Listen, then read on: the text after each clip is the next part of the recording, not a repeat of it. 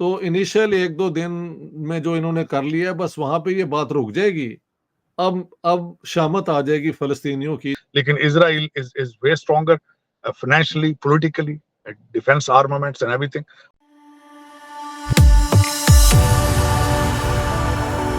जय हिंद दोस्तों, मेरे चैनल मोदी देश में आपका स्वागत है।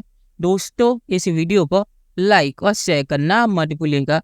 तो दोस्तों, आपको पता होगा कि इसराइल और हमास की जंग चल रही है, क्योंकि हमास ने इसराइल के अंदर घुस के आतंकी हमला किया और इसराइली बहुत सारे लोगों को बंधक भी बना लिया और करीब 200 के करीब इसराइली को मार भी दिया।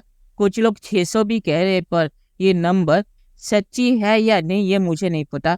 तो अब इसराइल गाजा पे हमला कर है और इसराइल ने हमास के नंबर 2 को भी मार दिया है। तो अब पैलेस्टाइन को जो समर्थन करते हैं, उन्होंने यूनाइटेड नेशन की सिक्योरिटी काउंसिल की मीटिंग बुलाई है। तो अब वो जो पैलेस्टाइन को समर्थन करते हैं, वो इसराइल को कह रहे कि वो गाजा पे हमला रोके, क्योंकि इससे जो मासूम पैलेस्टीनियन है जो हमास को समर्थन नहीं करते वो मारे जा रहे हैं। तो पाक मीडिया आज इस पे बातचीत कर रहा है। तो दोस्तों, ये वीडियो बहुत ही मजेदार है, तो इसे आप पूरा जरूर देखिएगा। तो चलिए और इंतजार न करके वीडियो देखते हैं। आपको क्या लगता है यूएन इसमें क्या कर सकता है? माल्टा ने यूएन सिक्योरिटी काउंसिल का इजलास बुलाया है इस हवाले से, और उन्होंने कहा है कि आपको कुछ लगता है कि जो बड़े अदारे हैं वो एटलीस्ट इस जंगबंदी को रोक पाएंगे, या हमास को भी कंडेम करें और ईरान को भी कंडेम करें बिकॉज दे आर प्रोवोकेटिंग।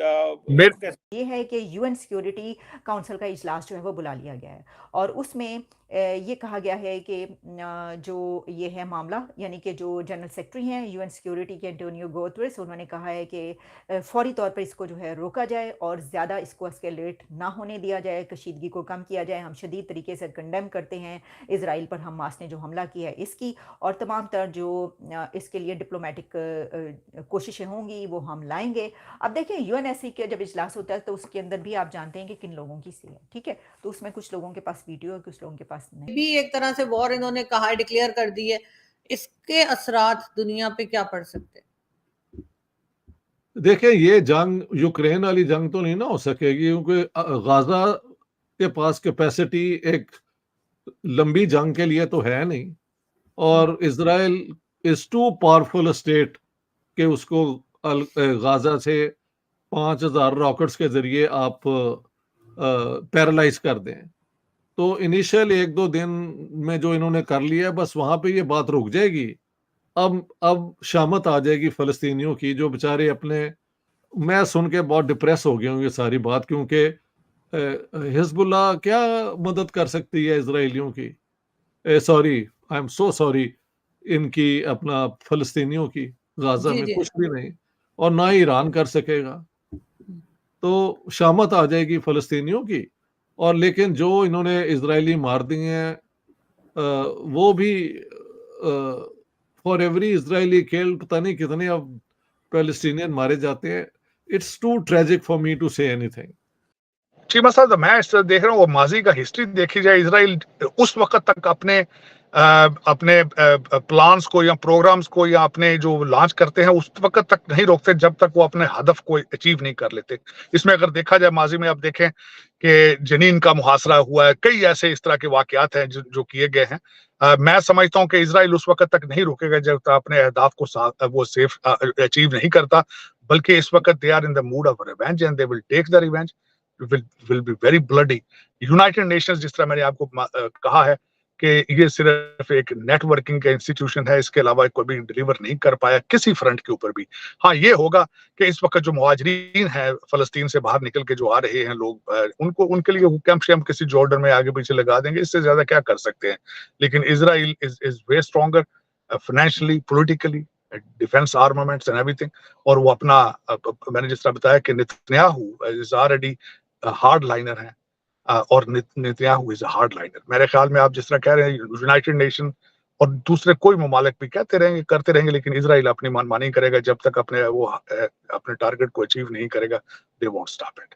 जो फायर स्टॉर्म उन्होंने शुरू किया है अपना ऑपरेशन इजराइल का, वो कोई भी इस वक्त दुनिया की ताकत उसको रोकने की सलाहियत नहीं रखती, इंक्लूडिंग ओआईसी, अरब लीग, यूनाइटेड नेशंस, कोई भी कंट्री इस वक्त मेरे ख्याल में वो उनको ये जो सरप्राइज मिला है फर्स्ट ऑफ ऑल, और जो उनको अपने फ्लेवर नजर आ रही है चीजें सामने, और जो उनके इजरायली शहरी जो मारे गए हैं, उनके लिए जो उनकी एक पूरी दुनिया के अंदर एक उनकी धाक थी, जो उनकी एक रिप्यूट थी, it has been damaged big time. और उसमें हमास जो मेरे ख्याल में उन्होंने बहुत बड़ी गलती की है। They are playing with the fire right now मेरी नजर में, और उसमें बेगुनाह लोग मारे जाएंगे। मेरा जो पर्सनल ओपिनियन है, जिस तरह माजी को मैंने अगर देख के कहा जाए, तो Israel always achieve the targets before they end their exercise. लेकिन सर जी सर पाकिस्तान की तरफ से जो स्टेटमेंट्स आ रही हैं, पाकिस्तान के चाहे वो पॉलिटिशियंस हो, बिलावल भुट्टो हो गए, आसिफ अली जरदारी हो गए, पाकिस्तान का मीडिया, बिल्कुल बयान भी आ गए हैं, मैंने देखा है, वो उनके हक में बयान आ गए हैं। तो कौन इनके साथ है स्वाय ईरान के और हिजबुल्लाह के? आई डोंट थिंक कोई और इनके साथ आएगा।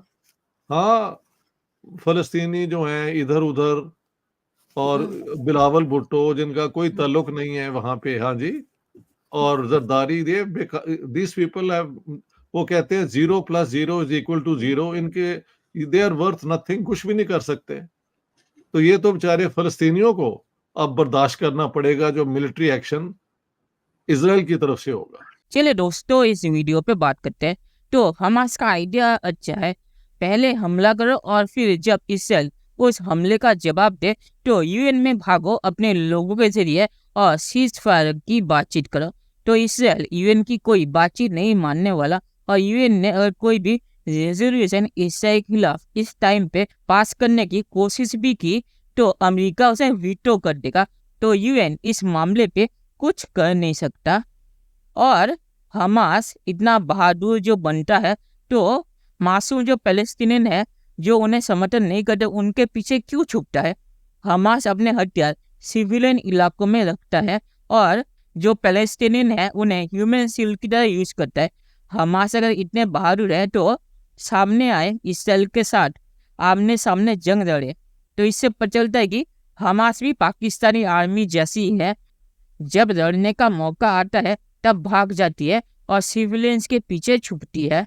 तो हमास और पाकिस्तानी आर्मी में कोई फर्क नहीं है, दोनों के हरकतें भी एक जैसी है। और आखिर में मैं ये कहूँगा कि ट्विटर में बहुत सारे लोग कह रहे थे कि हमास ने इसराइल के साथ जो किया वो पाकिस्तानी आर्मी कश्मीर में करेगी। तो पाकिस्तानी आर्मी ने तो कश्मीर में या भारत में ये पहले भी किया है, और तब पाकिस्तानी आर्मी का भारतीय आर्मी ने कैसे जवाब दिया ये भी पाकिस्तानी आर्मी को अच्छी तरह से पता होगा। और इसीलिए भाजपा के पैर कांप रहे थे जब भारतीय आर्मी ने एक धमकी लगाई थी। तो पाकिस्तान ने अगर ऐसा करने का सोचा भी तो अब सिर्फ पैर नहीं कांपेंगे भाजपा के। तो चलिए देखते हैं कि फ्यूचर में क्या होता है। दोस्तों, ये वीडियो देखने के लिए बहुत बहुत शुक्रिया, और हमारे चैनल सब्सक्राइब करना मत भूलिएगा। Thank you very much.